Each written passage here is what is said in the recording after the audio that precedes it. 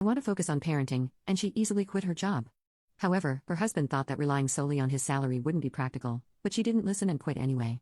One day, when I returned home from work, I noticed my bedroom door slightly ajar.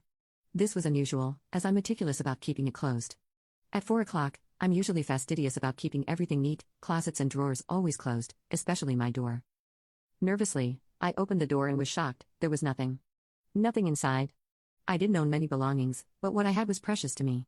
Items I had cherished since childhood, stored in labeled boxes in my closet, were gone.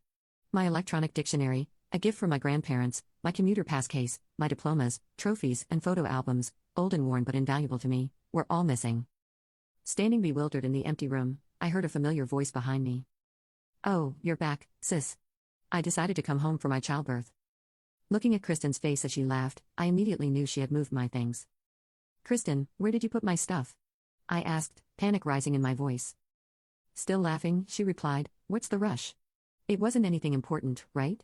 Just junk." Being told my cherished belongings were junk made anger well up inside me. "It might be junk to you, but it's important to me. Give it back now. It's insane to move all of someone's belongings without permission." Surprised to see me raise my voice for the first time, she blurted out, "I've already thrown it away." In my 27 years of life, I had never been this angry. It was outrageous to throw away someone's belongings without consent. "Put everything back right now," I demanded. But my sister unapologetically said, "It's already been taken by the garbage truck. I can't get them back." She looked at me with disdain and added, "What's the big deal? You're getting so angry over some junk. Are you crazy? Don't yell like that, it's bad for the baby," she said, ostentatiously rubbing her belly. Then she continued, "I've decided to live here even after the baby is born. Post-childbirth seems tough, and Mom and Dad want to see their grandchild every day. Matt plans to stay here too, so it's too small with just my room. That's why I decided to use your room too. You understand, right? You're such a filial piety failure." I was utterly astounded by her selfishness. Going to our parents' home for childbirth is supposed to be a temporary arrangement, but living there with her husband and child is cohabitation, isn't it? And then to label someone as a failure in filial piety unilaterally? My anger bubbled up. "Do you even realize you're the one being a failure in filial piety? Staying home without getting married and—" At that point, my sister interrupted me, banging loudly on my room's door. "Shut up.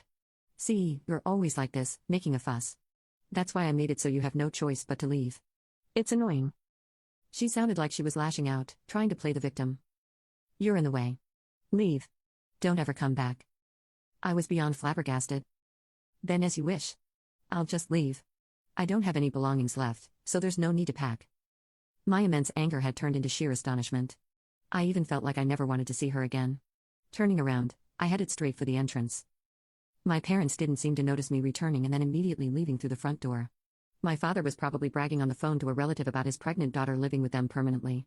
My mother seemed to be in the kitchen, possibly making Kristen's favorite dish, humming a tune. I wasn't living with my family expecting anything in return. The difference in how my sister and I had been treated since childhood, well, I had always thought it was because she was good at charming our parents, and that was okay. But even after growing up, taking on most household responsibilities, and contributing most of my salary to living expenses and the house mortgage, this was how I was treated. Meanwhile, my sister, who never contributed a penny, was welcomed with open arms. The negative aspects of my parents I had tried to overlook, combined with my sister's behavior, morphed into contempt. Without saying, "I'm leaving" or "goodbye," I opened the front door. Until that door closed, neither my parents nor my sister said a word to me. A week later, on payday, I usually transferred living expenses and the mortgage payment to my father's account. But I didn't make the deposit. Since I no longer lived there, I didn't see why I should pay the mortgage for a house I wasn't living in.